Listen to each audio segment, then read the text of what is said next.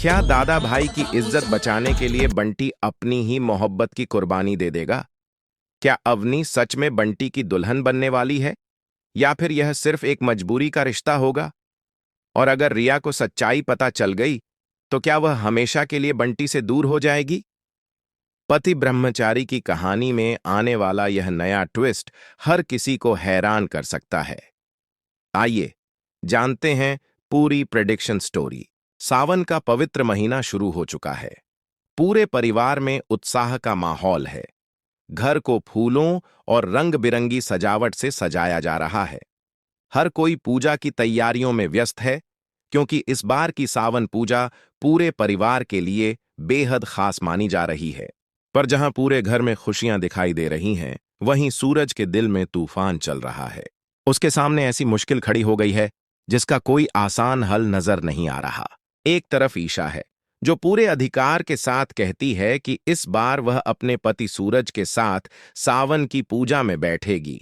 उसके लिए यह सिर्फ एक रस्म नहीं, बल्कि अपने रिश्ते को मजबूत करने का प्रतीक है। दूसरी तरफ अवनी है, जिसकी जिंदगी पहले ही बिखर चुकी है। अपने प्यार को खोने के बाद वह हर पल दर्द में जी रही है। उसका गुस्सा और दर्द अब पूरे परिवार पर साफ दिखाई देने लगा है। अवनी साफ शब्दों में कहती है, मेरी जिंदगी उजड़ने में तुम लोगों का भी हाथ है। अब अगर मेरी खुशियां वापस लानी हैं, तो उसकी जिम्मेदारी भी तुम लोगों की है।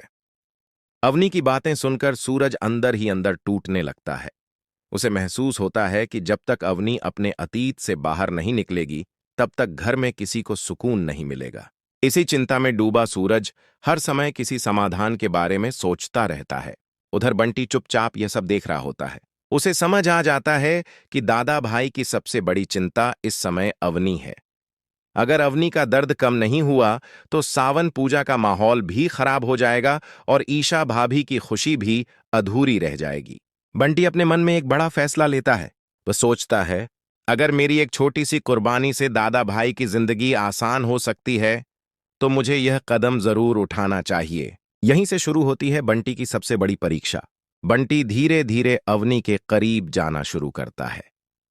पहले वह सिर्फ उसकी बातें सुनता है, फिर उसके चेहरे पर मुस्कान लाने की कोशिश करता है। कभी उसकी पसंद की किताब लेकर आता है, तो कभी कोई छोटा सा तोहफा।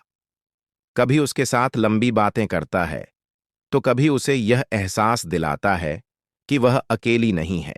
पहले तो अवनी को लगता है कि शायद बंटी सिर्फ उसकी मदद करना चाहता है, लेकिन जैसे जैसे समय गुजरता है, बंटी का साथ उसके टूटे हुए दिल के जख्म भरने लगता है। लंबे समय बाद पहली बार अवनी खुलकर मुस्कुराती है। उसे महसूस होने लगता है कि शायद जिंदगी उसे एक और मौका दे रही है। धीरे धीरे अवनी के दिल में बंटी के लिए खास जगह बन जाती है। लेकिन इस कहानी का सबसे दर्दनाक मोड़ अभी बाकी था।